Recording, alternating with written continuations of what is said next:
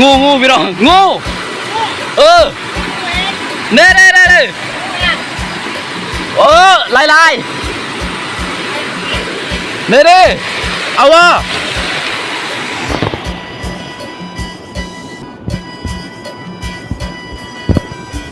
นี่นะกลับไปจับมาเนี่ย กรับสบายดีอีกนะฮะวันนี้ข้าพเจ้าจะพยายามมองใส่ต่อตอนเช้านะฮะพยายามใส่ต่อเพื่อยามอีกทีนึงคือตอนแรกตอนเช้านี่ประมาณ7 โมงแล้วตอนแรกพยายามประมาณ5 โมงพยายามอีกทีนึงเดี๋ยวใส่ต่อ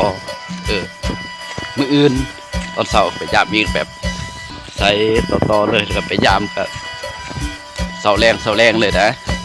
เสา1แรง1นะฮะเสา2แรง2บ่ไว้เอาเสา1แรง1เพราะจะตามไปนำเพราะว่าปลาถือมองจะได้เก็บใส่สามนะฮะใช่ได้แต่มองใส่มองได้ทั้งปลาว้าโซน้ำขึ้นพี่น้องเลยมาให้ว่าวเลยขึ้นบักหลายๆน้ำขึ้นบักหลายๆพี่น้องเลย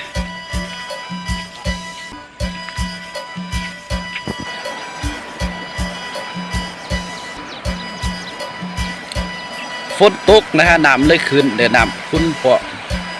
คุ้นอีกจะน้อยหอบอดใส่มองป้าโซน้ำขึ้นอย่ามองได้บ่เนาะแม่นมองปิ้วเบิดละบ่หัวหน้า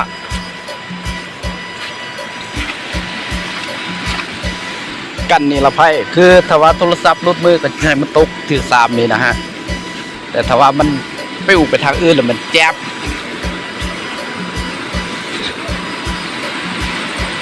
โอ้โห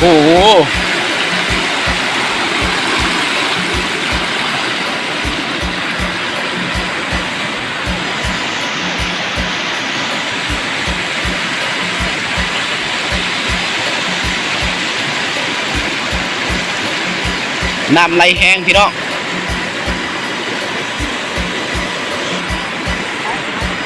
เดินเกือกได้โอ้โห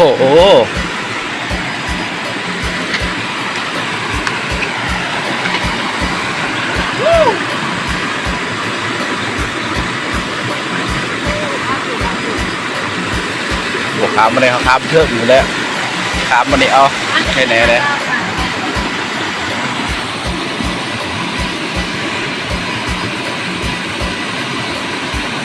งูพี่น้องงูเน่โอ้ลายเน่เอาวะ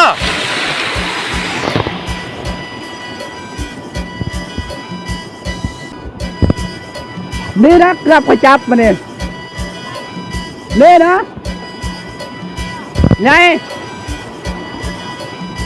กุบกะ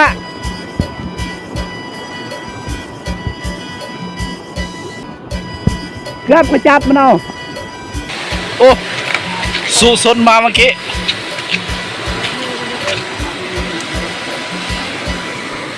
ย่างมาทางนี้น้ำเขี้ยวขาดไหลแห้งสักกระ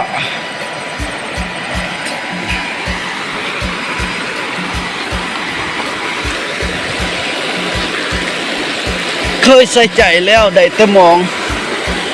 เมื่อนี้ว่าใส่มองพอจะได้ปลามาปี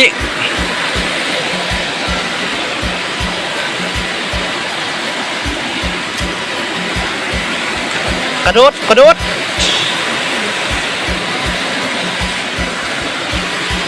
โอ้โห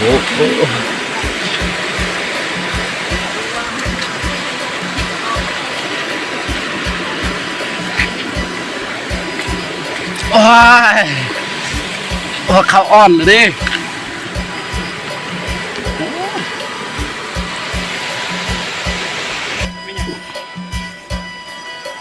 น้ำลงไว้ขนาดเนาะ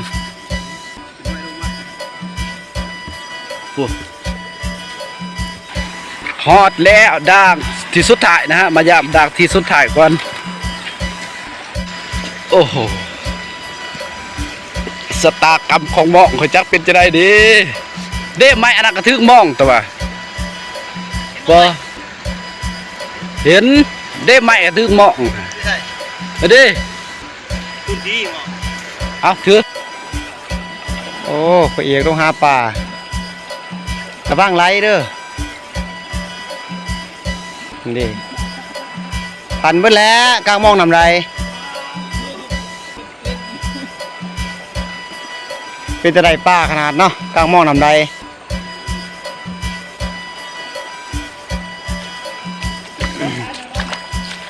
ฮะมันพันเบิดแล้วโอ้ย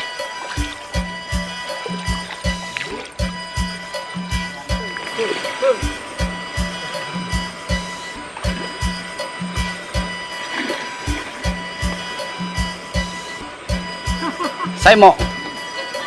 อ้าวเด้ป่า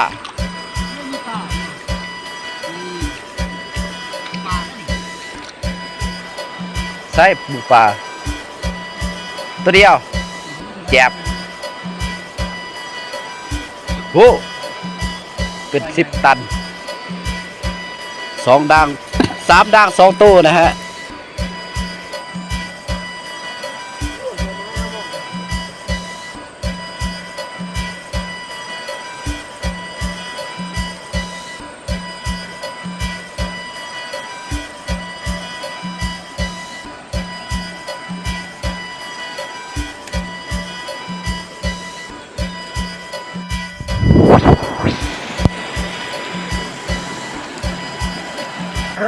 หนีบได้ป่ะนี่ท่านหนีบใช่ปะโอ้อาบ้าที่กู้ให้สั่งกล้าญาติแต่ว่าพันใดป่ามุกู้หรอกป้านั่นแหละบ่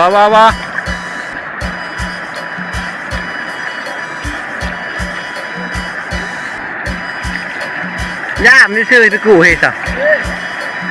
ป้ายซะนั่นปลาเชื้อเถอะ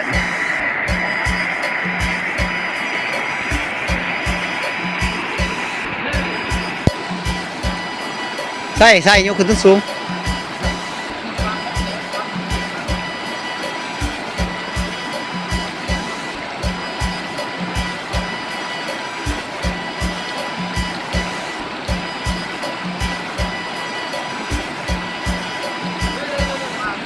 ดีโอ้บุกูนะเขาว่าปดอัตป่าฮะมันสิง่ายใช่บอลเนี่ยมันหยาบง่ายกับหมูถ้ามันหยาบมองมันก็ไรตัวฮะว่ามันเดือกหน่อยน้ำมันคืนนี่แหละ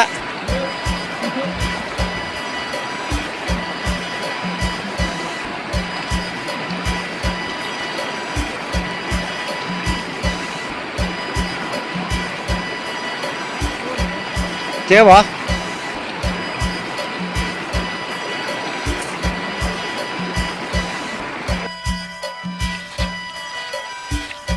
มองด้านนั้นเป็นไรพูนอยู่ลุมเห็นอยู่ลุม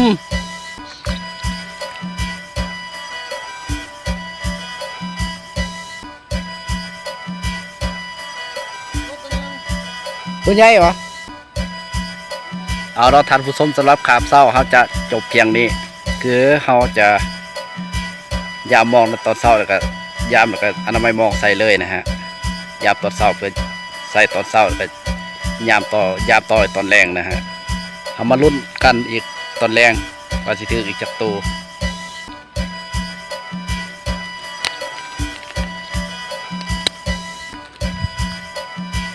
นี่ถ้ามองเขาไล่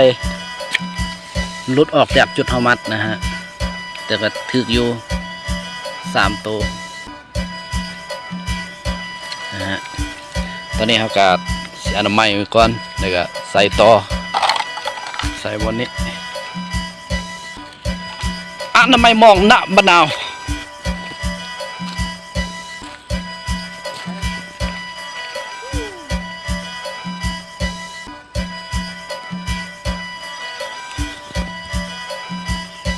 น้ำลึกปานนัด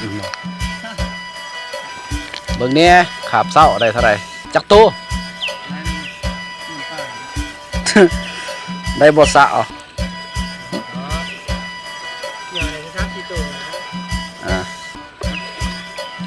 ทะเดทะเด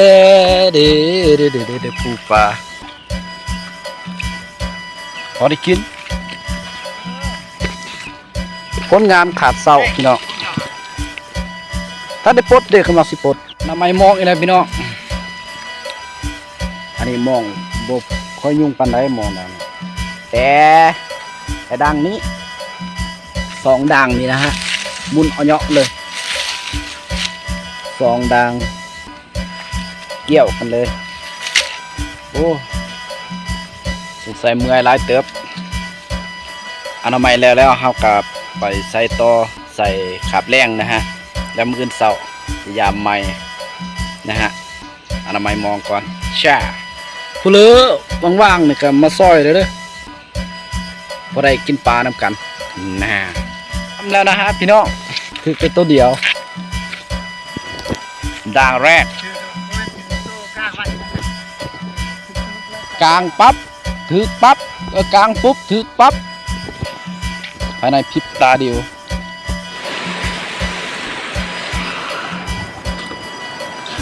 ข้ามนักบาดเนี่ยตัวน้ำในครับโอ้เรียบร้อยเนาะอาจารย์เรียบร้อยเนาะย่างมาฝากเมื่อนี้ตั้งแต่เห็นงูเหลือบเบื้องนั้นแล้วก็บกะไปเลยทางนั้นงูเหลือบน้อยๆหักเขาบกะก็เลยย่างมาทางนี้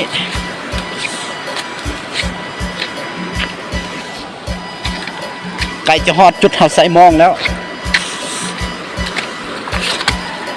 น้ำแห้งเขี้ยวขาดนะฮะแต่เฮาก็บ่ได้ไปใส่บ่อน้ำแห้งหรอก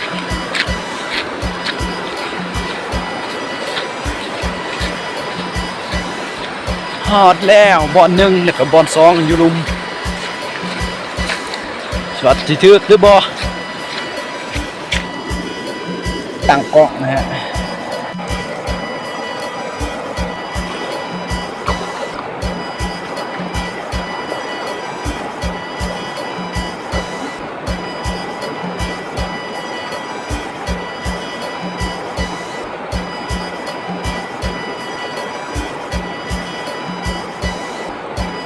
ทุกนี่มาตั้งเรื่องขนาดเด้อ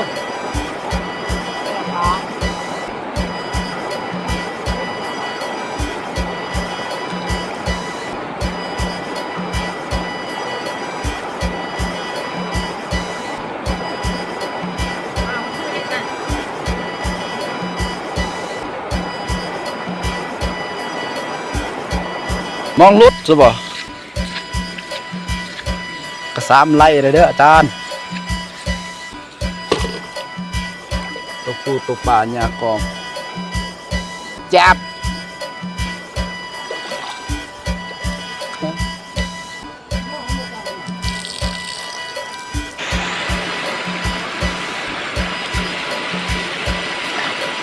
จะร้อยจะบ่ไล่บ่อาจารย์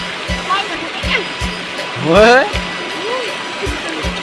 อย่ามองหน่อยก่อนนะ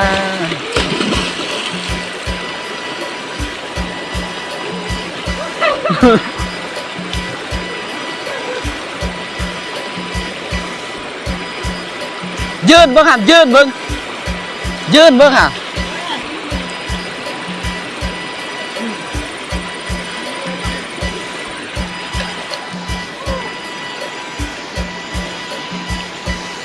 กระโดด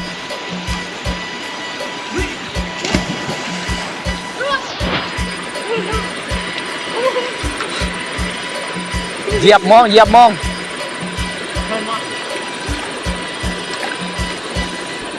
ค่อยๆได้ถึกยัง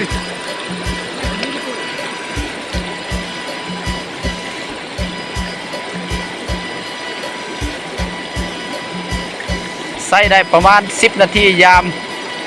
บ่ถึกสำหรับผักนี่ถ่ายสุดเพียงเท่านี้เนาะเอาใส่บ้องกับพอได้กินได้อันนี้อยู่เห็ดแก้วบวกกับตัวตอนเต้ากันยังหลายอยู่ตอนเต้ากับพอที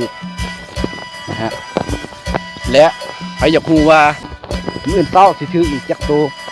มาลุ้นกันในตอนสำหรับตอนนี้แม่นจบเพียงเท่านี้นะฮะขอบใจท่านผู้ชมที่เข้ามารับชมและอย่าลืมฝากกดไลค์กดติดตามนะฮะเพื่อบ่พลาดตอนต่อไปบาย